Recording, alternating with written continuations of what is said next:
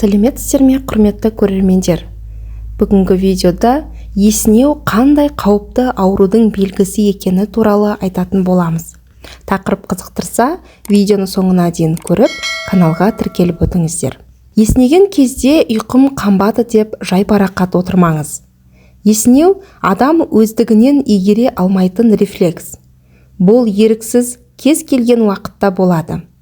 Есінеген кезде біздің миымыз салқындап, дем алып жатқанымызды білеміз. Ал кейде тыныс алуымыз нашарлап, дем жетіспеген кезде есінеп бастаймыз. Мұны жиі қайталағымыз келіп тұрады. Тап қазір осы видеоны көре отырып, сіз де есінеп отырған боларсыз. Адам баласы күніне 7-ден 25 ретке дейін есінейді екен. Мұны қалыпты жағдай дей алмаймыз. Егер есінеу ұзаққа созылса, әрі жиі қайталанатын болса, онда мына аурулардың белгісі деп білгеніңіз жөн. Созылмалы шаршау. Адам шаршаған кезде есіней бастайды. Қалжырап шаршауға ауыр жұмыс, ұйқысыздық пен зиянды тағамдар себеп болады. Бұл жайсыздықтан арылу үшін жақсы демалыс пен ұйқы жеткіліксіз болады. Созылмалы шаршау адамды 2 айдан біраз жылдарға дейін мазалауы мүмкін. Мұның соңы жүйке ауруына алып келеді де, нәтижесінде адам үнемі әбіржеулі күй кешіп, ашу үстінде жүреді. Ағзада үнемі стресс орын алады. Міне, тап осы ауыртпалықтар есінеу арқылы көрініс береді. Дем тоқтау. Бұл ұйықтап жатқанда немесе қатты қорылдағанда пайда болады. Бейне бір дем тоқтап қалғандай сезіледі. Мұны өзіңіз емес, жаныңыздағы адам бірден байқайды. Ал кейде өзіңіз де байқайсыз. Бұл тұншығып жатқандай сезімде болады. Аталған ауыртпалықтан да тыныққан ұйқы алып шыға алмайды.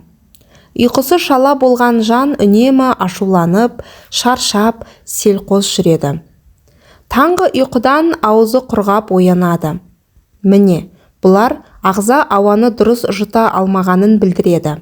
Ауаны қажетінше жұту үшін адам есіне бастайды. Артық салмақ. Толық адамдар да көп есінейді.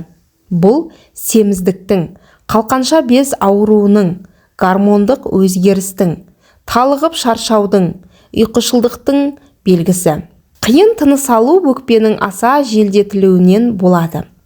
Көкіректің клеткалары май басады да, салдарынан тыныс алу қиындайды. Бұл кезде адам емін-еркін демалу үшін еріксіз есінейді. Жүрек аурулары. Жүрек ауруына кезбе жүйкенің шаршауы себеп болады. Ол жүректі, ми мен асқазанды бір-бірімен тоғыстырады. Осы екі ағзаның жұмысы нашарлағанда қан қысымы төмендеп, жүрек соғысы бәсеңдейді. Бұл мазасыздықты сезінген адам есіней бастайды. Инсульт. Жиі есінеу инсульттың алғашқы белгісі екенін ұмытпаңыз. Ескеріңіз, инсульт алатын адамның денесі мен миының қызуы көтеріліп кетеді. Осы кезде ағзаның қызуын түсіріп, бойыңызды салқындату үшін еріксіз есіней бастайсыз. Склероз. Бұл қауіпті ауру. Есте сақтау қабілетінің төмендеуі, ұмытшақтық, көпшілігіміз бой бермейтін жағдай. Десе де, мұның жүйке ауруларының алғашқы бастамасы екенін ұмытпағанымыз жөн. Ұмытшақтық ауру да есінеу арқылы белгі береді. Мидағы ісік. Есінеуге қатты шаршау мен қалжыраудан бөлек мидағы ісік те себеп болады. Бұл көп жағдайда көрініс бермейді. Десе де, есінегенде ұйқым қанбады деп жылы жауып қоймай, арнайы дәрігердің кеңесін алғаныңыз жөн. Бауыр мен бүйрек үсті безінің ауруы. Бұл екі мүше ағзаны қажетті гормонмен қамтамасыз ету қызметін атқарады. Егер мұнда ақау болса, онда гормондық жүйеде өзгерістер орын алады да, адам бойын әлсіздік билеп есіней бастайды. Құрметті көрермендер, Есінегенде ұйқым қанбады деп жылы жауып қоймай, арнайы дәрігердің кеңесін алғаныңыз жөн.